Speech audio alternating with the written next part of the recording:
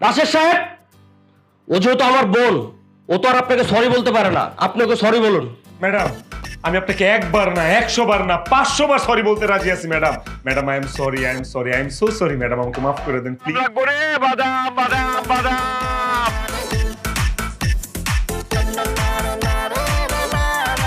হ্যাঁ, বাদাম বাদাম ভাই, বাদাম লাগবে রে। কয়টার ভাই? 20 টাকা। 20 টাকা দেন।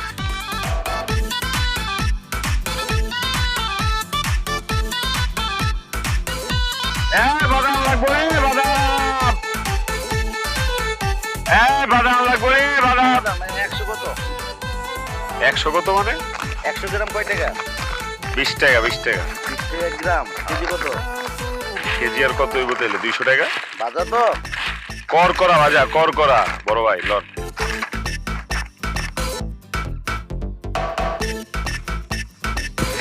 হ্যাঁ, বাদাম বাদাম লাগবে রে, বাদাম। বাদাম বাদাম বাদাম, বাদাম বাদাম। ম্যাডাম, আগ করে যাচ্ছেন কে? বাদাম লাগবো নি? কোন কয় টাকা দিব? 10 টাকা না 20 টাকার? ও মাই গড, বাদামালা ভাই, আপনি তো দেখতে হুবহু আমাদের অফিসের একটা কর্মচারী আছে, রাশেদ, ওর মতো দেখতে। আপনি কি রাশেদের যমজ ভাই নাকি? না ম্যাডাম, রাশেদ আমার যমজ ভাই না, আমি রাশেদ। হোয়াট? তুমি রাশেদ মানে? এই তোমার এই অবস্থা কেন? তুমি বাদাম বেচতেছো কেন রাস্তায় রাস্তায়?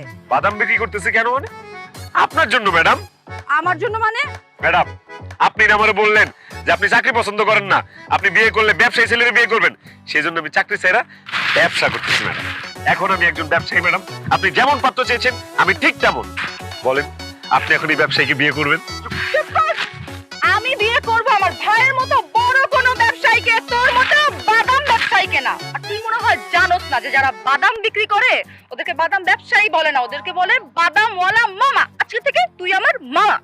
এমন কথা বলবেন না ম্যাডাম, মানুষ কিন্তু ছোট থেকেই বড় হয়। আজকে আমি বাদাম ব্যবসা করতেছি, কালকে আমি ঝালমুড়ির ব্যবসা করব, পরশুদিন আমি একটা ফুচকার দোকান দিব, তারপর আস্তে আস্তে একটা ফাস্টফুডের দোকান দিব, তারপর সেই ফাস্টফুড থেকে বড় কোনো রেস্টুরেন্ট দিব। এভাবেই তো আমি একদিন বড় ব্যবসায়ী হয়ে যাব, তারপর আমি একদিন খাবারের ফ্যাক্টরি দিব। বলেন, সেই পর্যন্ত আপনি আমার জন্য অপেক্ষা করবেন ম্যাডাম? জি না, কারণ আমি খুব ভালো করেই জানি যে তুই বড় ব্যবসায়ী হইতে হইতে আমি বুড়ি হয়ে যাব।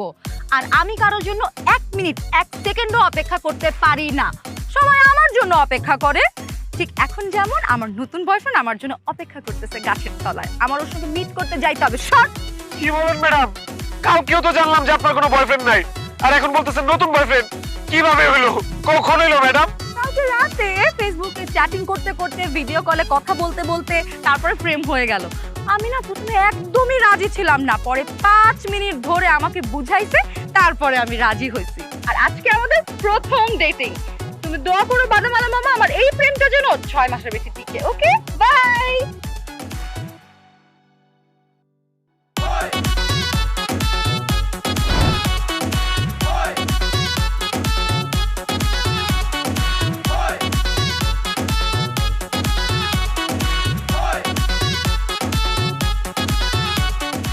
কি বাদামওয়ালা মামা, আপনার বাদামের ব্যবসা কেমন চলছে?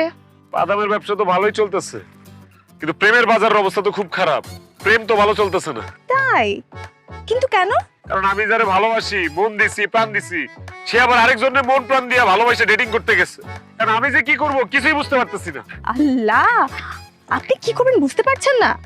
আপনি একটা কাজ করুন, আপনি অন্য একজনের সাথে ডেটিং এ চলে যান, তাহলে দেখবেন শোধবোধ। এই, ফালতু কথা বলবেন না। আমি কি 12 ঘাটের জল খাওয়া মানুষ নাকি? হ্যাঁ, আমি যারে ভালোবাসি আমি তার সাথে ডেটিং করব, কিন্তু আমার ভালোবাসার মানুষ এখন আরেকজনের সাথে ডেটিং করতে গেছে। এই ডেটিং আমি নষ্ট করে দিব, এদের মধ্যে আমি ব্রেকআপ করায় দিব। কিন্তু কিভাবে করাবো, কিভাবে করাবো?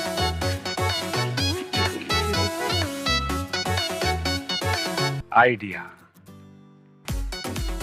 10টা টাকা দিয়া যান, আমি গরিবের।